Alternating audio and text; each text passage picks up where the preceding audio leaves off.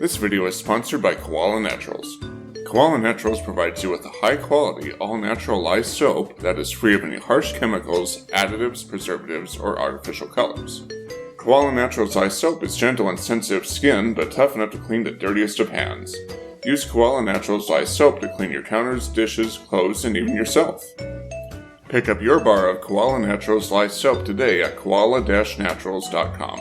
Link in the description. Now back to your video. Hey guys, so I figured I'd just take a moment and I would show you guys how I desolder as well as solder surface mount components. So a couple of things that you'll need, either a good pair of pliers or tweezers, a goggle headset, something like that, and you'll also need a hot air station. Now for soldering the components back on, I'll be using a mix of both my my soldering iron, just to solder down a couple of pins, or you can solder them all on, and I'll show you another trick for soldering that as well. And then you can just use the heat gun to, just make sure that all the pins have solder on them. So I'm going to go ahead and heat up the heat gun, and we'll first start by desoldering this IC here. Now on this circuit board, the pin numbers are marked, but that might not always be the case. So before you go desoldering this, you always want to take a picture or note where the dot on the chip is, the dot or the notch, as that will indicate where pin 1 is.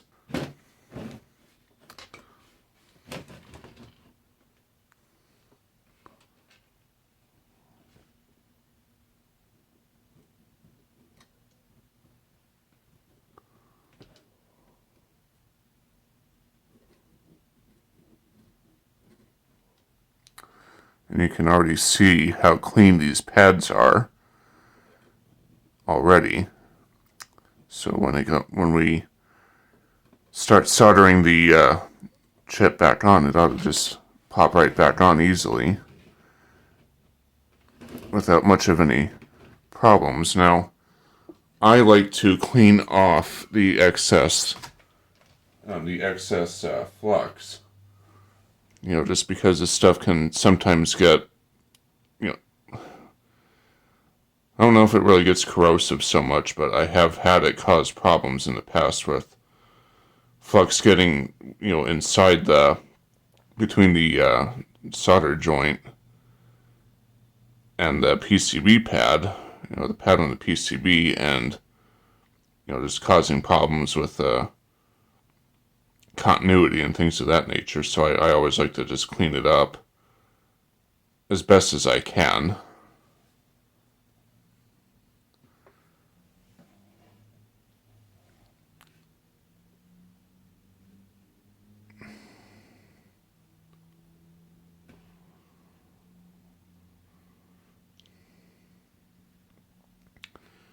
And then just go over it again with the soldering iron and the solder braid, and get any other junk that might have been on there after my wiping it down, and get any of that junk off.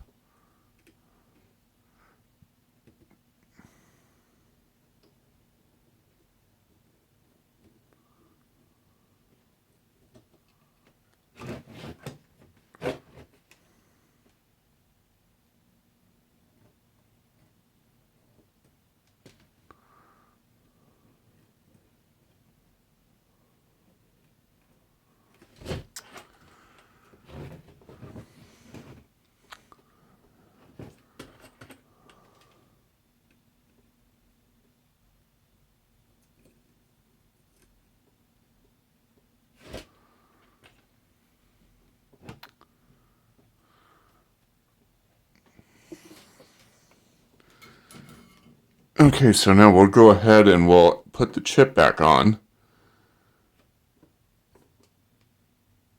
And we will I'll go ahead and show you how I solder that. Now, I do like to tin these leads a little bit, just because I think that does help with the resoldering.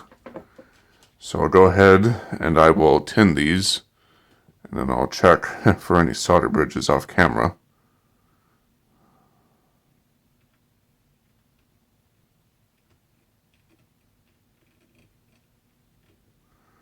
Basically, the way that I do that is I just get a little bit of solder on the tip of my iron, and then I just drag it across the pads.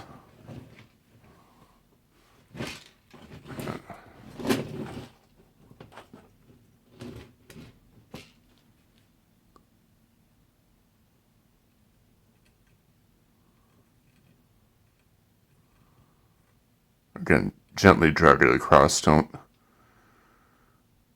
be scraping off the solder pads.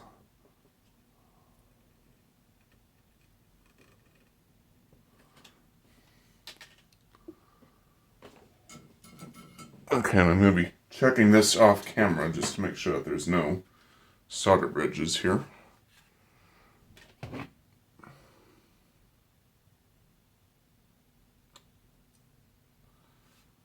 Okay, and there is one bridge that I can see here. Yeah, just one. So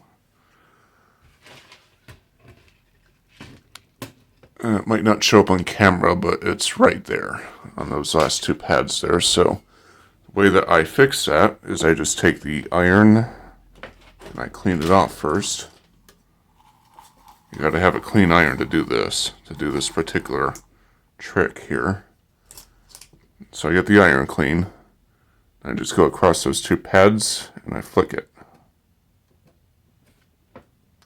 And then I check it again and make sure that the bridge has been cleared, and it has been. Okay, so let's go ahead and put the chip back on. Now, just because I'm doing this for demonstration, I don't really care the orientation at which I put the chip back on, just as long as the pins match up with the pads. But if you're actually doing a repair or anything else, you'll want to make sure that you have the pin orientation correct.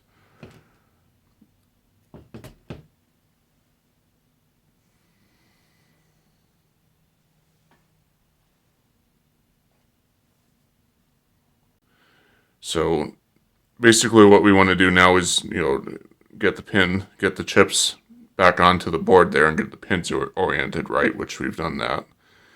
And now what I'm going to do is off camera, I'm going to align this chip so that it's not, that the pins aren't touching two pads, that they're on the pad that they're supposed to be on.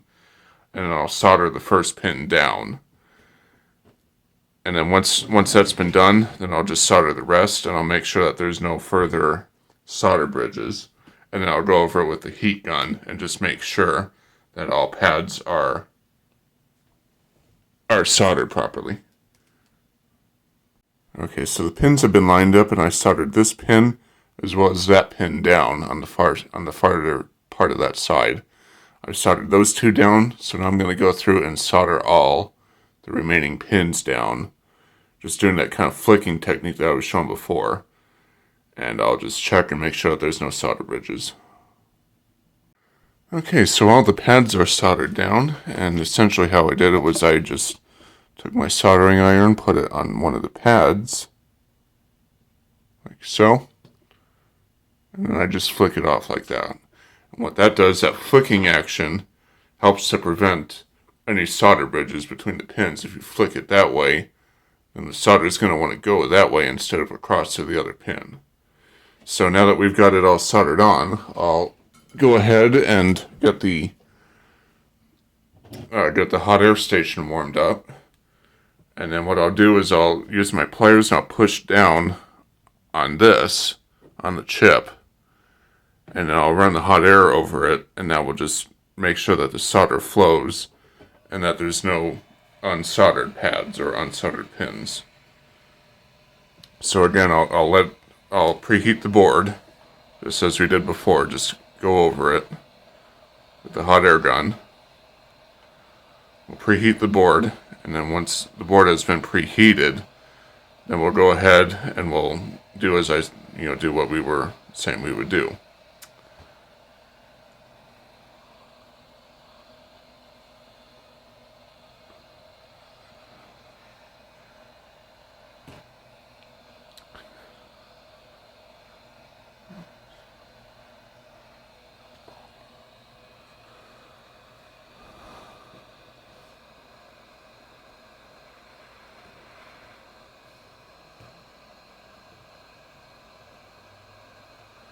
And then when we push down on the chip, we don't push down too hard, but just enough so where it doesn't move on us if the solder does, when the solder does liquefy. We don't want the chip moving at all. So just enough downward force, but not enough to, like fracture the board or anything.